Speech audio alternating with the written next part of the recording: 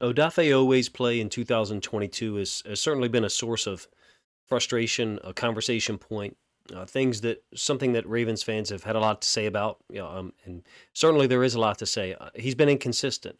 I offer to you that he was inconsistent in 2021 as a rookie as well. We're going to watch some of the film here. I have like 30 plays fired up. The first play that I'm going to show, and then the last play is the one that has gotten a lot of attention on social media. And I understand it. He gets KO'd or knocked down on a 3rd and 6 run play that really catches our entire defense by surprise. And it certainly is not a good look for Odafe Oweh. Not going to try to pass it off as a good play by him at all. In fact, I think it's quite poor recognition by him, Matabike, and both of our inside linebackers, Queen and Roquan Smith. But having said that, there's breakdowns that occur. There's multiple breakdowns that occur on that play, and I only see people really talking about him getting KO'd. It's almost like certain Ravens fans are giddy or pleased when certain guys fail, and I don't know what that dynamic is. I don't. Maybe there's just a lot of people out there that are just losers. I'm not sure, but they seem to be pleased when a young guy like Odafe Oweh struggles. Maybe because they wanted someone else drafted at that position. I'm not sure. Look, he hasn't played a ton of football. Odafe Oweh, he has not. He played 2 games as a freshman in 2019 at Penn State. He did have 2 sacks. Played in 10 or 11 games as a sophomore, 5 sacks, so pretty good production there. And then 2020 was a crazy season for Penn State. I think they lost their first 4 games and then won their next 4. Oweh only played in 7 of them and didn't register a sack. So you're talking about a guy who played 20 games total in 3 seasons at Penn State, played 15 games last year for the Ravens. He's now in his 15th game this year, and the production is certainly not the same. He's only got 1 forced fumble, 1 fumble recovered, 2.5 sacks versus 5 last year, 15 quarterback hits last year, and only 8 this season. So yes, there is reason to expect more and reason to want more. I do, again, find it really interesting and quizzical that certain people kind of celebrate these guys in these situations, kind of share it on social media in a way that's pretty disrespectful, especially because there's other mistakes being made on this play. And I'll talk about these 2 guys here the next time I show this play. And we're going to go through some of the film of Odafe Oweh in 2022. Look, some of the differences that I think I see from his rookie year. He looks a little less explosive to me. And I'm not sure why that is, perhaps related to what he was being asked to do earlier in the season in 2022 when we didn't have Bowser before we signed JPP, being asked to zone drop out and pass more often. I would say that strength looks like a little bit of an issue dealing with some of these tackles as well. His hand swipes, his moves that make contact with some of the offensive tackles' arms and hands and wrists do not seem to have as much impact as other guys. Now there's a timing aspect there as well, but he doesn't look as explosive, and his pad level to me looks maybe a little bit higher than his rookie year, but I'm really going off of just memory there. I think he looks inconsistent at times. He was definitely more physical with his hands, I thought, as a rookie, and more consistently on balance. He has made a number of plays, particularly against the run, and you'll see some of them here. His best game, if I remember correct, was against Buffalo, and we will have significant film of that one in here. Zone dropped a whole lot less as a rookie. How much did that impact his play? I don't know how much. I mean, should plays where he's not zone dropping, should he be impacted because he's zone dropping more consistently? I guess there's a volume aspect in terms of if you only get 6 true pass rush opportunities in a given game, it's harder to take advantage of 3 of them than if you maybe get 10 or 12. I understand that, from a volume standpoint, but I don't feel like that it really explains everything, to be honest with you. Is it the 2-point stance versus the 3-point stance? I'm not sure. I really don't know. I feel like my personal thought would be to have him in a 3-point stance more often. Personally, I would not want him zone dropping out like you saw on that play there. I don't think he's been very successful at it. I don't think it's been very beneficial for our defense for real. I would like to see him have more opportunities in a 3-point stance and be able to attack more. But even here, you have him in a 3-point stance, and he's attacking at an angle that I really like. He still allows the offensive lineman to get into his chest. I mean, it's almost like he's trying to run through the B gap here on Wirfs, and he did have some good reps against Wirfs in this game. Don't get me wrong, But there's too many times, if you ask me, where the timing of his hand swipe, of his rip, whatever his move is slightly off. Could that be experience? I mean, he's 24 years old. We certainly have a lot of young talent between him and Ojabo, and Bowser isn't, very old. Here's one of those good reps against Wirfs, by the way. I mean, 2 consecutive spin moves off the edge against an all-pro caliber tackle, able to redirect and then get in there and get a QB hit, force an incompletion. So there is talent there, don't get me wrong. I feel like too often he's been asked to play at inappropriate angles. I do kind of like him at this kind of like cocked angle, like 45-degree angle. I don't feel like he does a good job in these situations of reading pass and then being able to get back out here. This is a situation, this is way too easy to complete this pass to Knox into the boundary. You'll get the all-22 angle. He does not play these situations very well, in my opinion. It's been few and far between where we have benefited at all from Odafe Oweh dropping out. I understand what we're trying to do. We're trying to spin the safeties and then drop Oweh out of there. So we're trying to confuse the quarterback, who is one of the best guys in the league.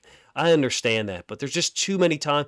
If a guy is no good at this, how many times do you ask him to do it just for the sake of trying to hide what you're doing? I feel like there's too many times this year where we've had him do that, and he's been ineffective at it. Also, too, the presence of JPP, Houston, who was on fire earlier in the season, and then Bowser's return, that should limit his opportunities, just the number of snaps he's on the field. I understand that. But it shouldn't limit his technique when he's on the field. It shouldn't limit the tenacity and the strength he plays with. And I feel like those things have been inconsistent. So I understand the willingness to pile on, I guess, to some extent. I don't understand. I really don't enjoy some of the things we do, to be honest with you.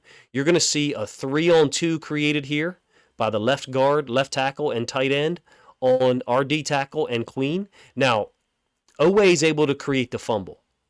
Okay, he's able to strip the football out, and we get the ball back. He played quite well against Buffalo, I thought. That's not my point. We're allowing a free release by the tight end up to the linebacker level, and then these two are able to combo Urban. They don't need to. One of them doesn't have to work up to Queen because we're allowing the tight end to work up to Queen, and this is by design. They're gonna combo up to the backside here because they know that Knox is gonna get the front side guy. There's yards there. This is a scheme thing, if you ask me, to the boundary. I feel like we could have a better scheme in terms of getting hands on the tight end with Oweh.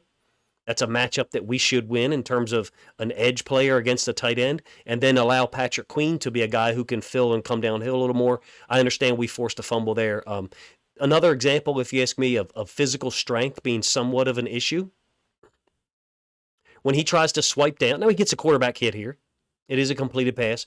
When he tries to swipe down with his right hand here in a moment, you'll see it has no impact at all. Doesn't break the posture. I feel like his balance was better last year upon physical contact, and that's just a general observation. I could be wrong there. I could be remembering the real hot start that he had to the season as a rookie in 2021. If you guys recall, he had 3 sacks and 8 quarterback hits in his first 5 games in the NFL last year's rookie season. And then the remaining 10 games, he only had 2 sacks and 7 more quarterback hits. I feel like he's played pretty well against the run in most cases, even though the first play that I led with here and then the last play that I'll show, I'll replay and show that one again, is a run concept on a 3rd and 6 where he gets KO'd. His awareness level is pretty high. He is able to see the ball handed off even when he's in the middle of dealing with an offensive tackle. I feel like there's plenty of talent here. I'm not ready to give up on a guy like Odafe Oweh, and I would not advocate and will not advocate for us to draft an edge player early in the draft this year. I would advocate for us to bring Justin Houston back if he wants to come back and team him with Bowser or Oweh. Some of his sacks this year, have they been situations where someone is winning, on the other side and kind of flushing the quarterback to him? Yeah, that is, a situation that I've noticed a couple of times. But he's in the right pass. He's in the right pass lane. I like him playing at this angle if he's in a 2-point stance, meaning this angle, this almost more severe. I'd call it like a 30-degree angle.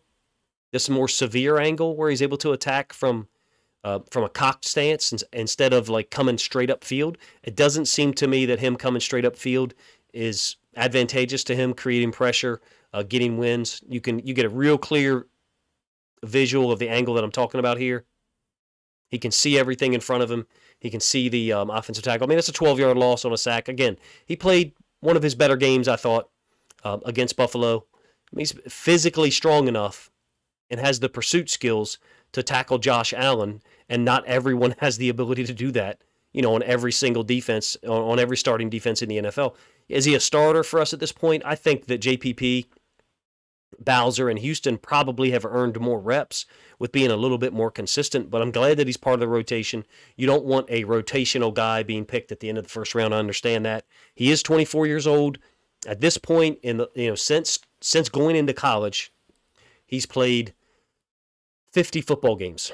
I think 20 at Penn State, and now 15 and 15 in his first 2 years in the NFL.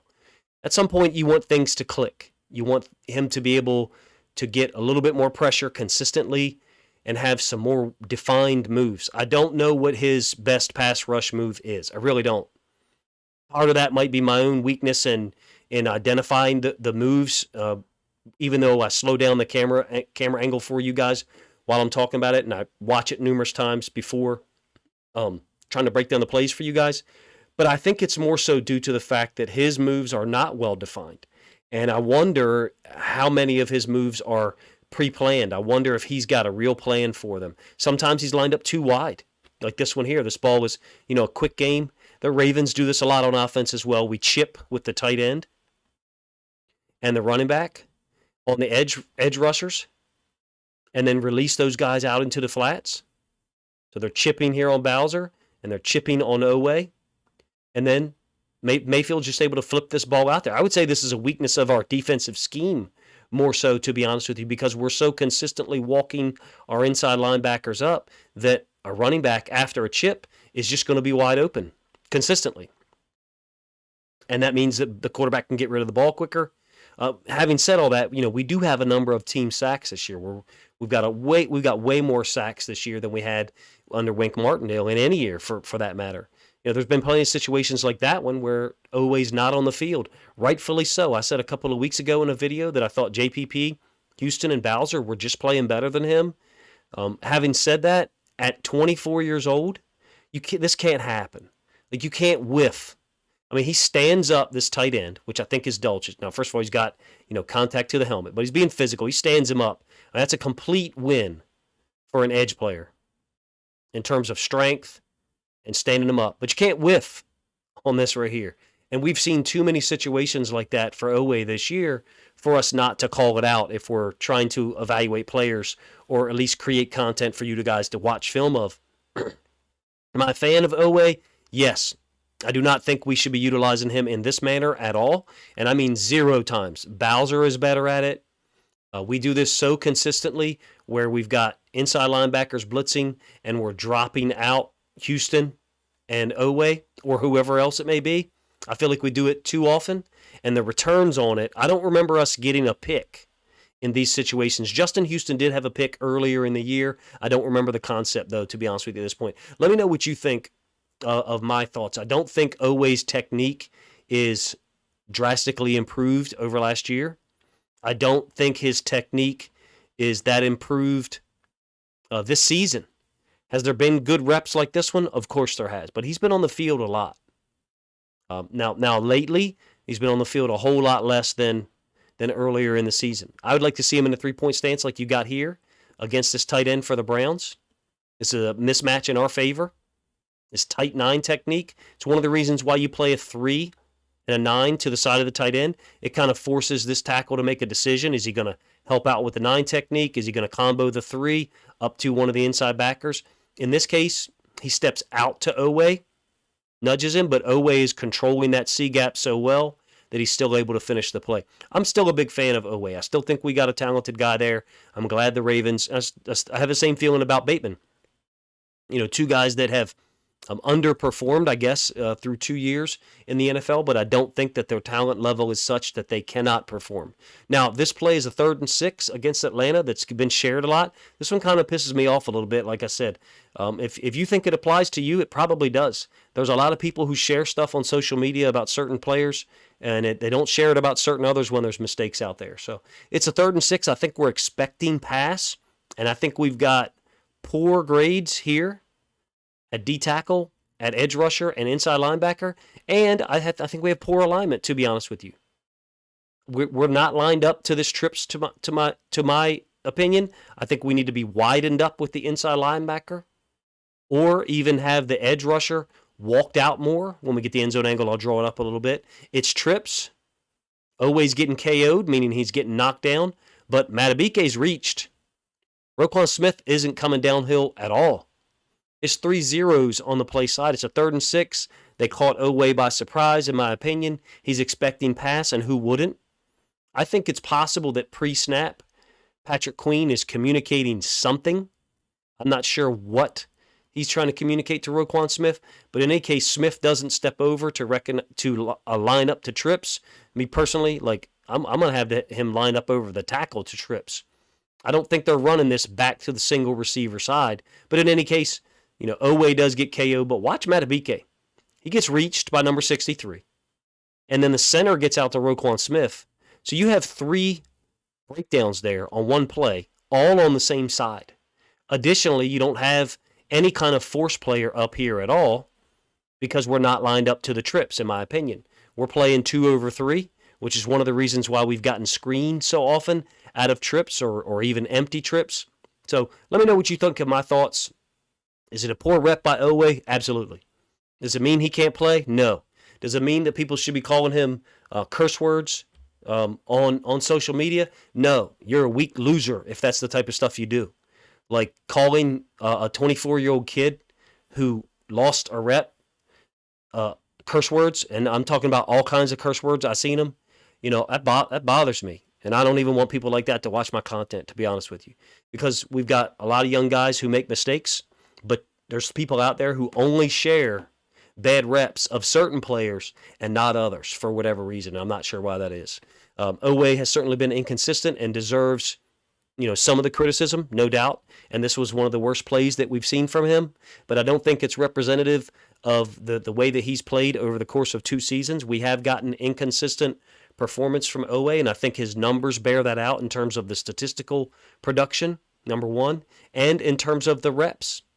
His reps have gone down this year from early in the season, but that's also a part of that is also that JPP has been signed and Bowser became healthy. And then Houston, who, if you remember, missed the better part of, I think, like 3 or even 4 games, has now been back and playing consistently. So we have 4 guys there that we can use. I understand that, the reps are going to come down just because of the sheer number of guys we have out there. Let me know what you think of Oweh's play. If you think it was a wasted draft pick, we disagree. That's no problem. I think that there's plenty of talent there, plenty of size, and I would offer that maybe the pad level and the physical strength and the timing of his moves has got to improve, his pass rush moves specifically. And part of that might be recognition, and part of it just might be reps, getting more reps to increase his awareness, increase his recognition, so that pre-snap he's got a little bit of more awareness than he did on that 3rd and 6 I just showed you. Appreciate you guys' time. Let me know what you think of the video in the comment section.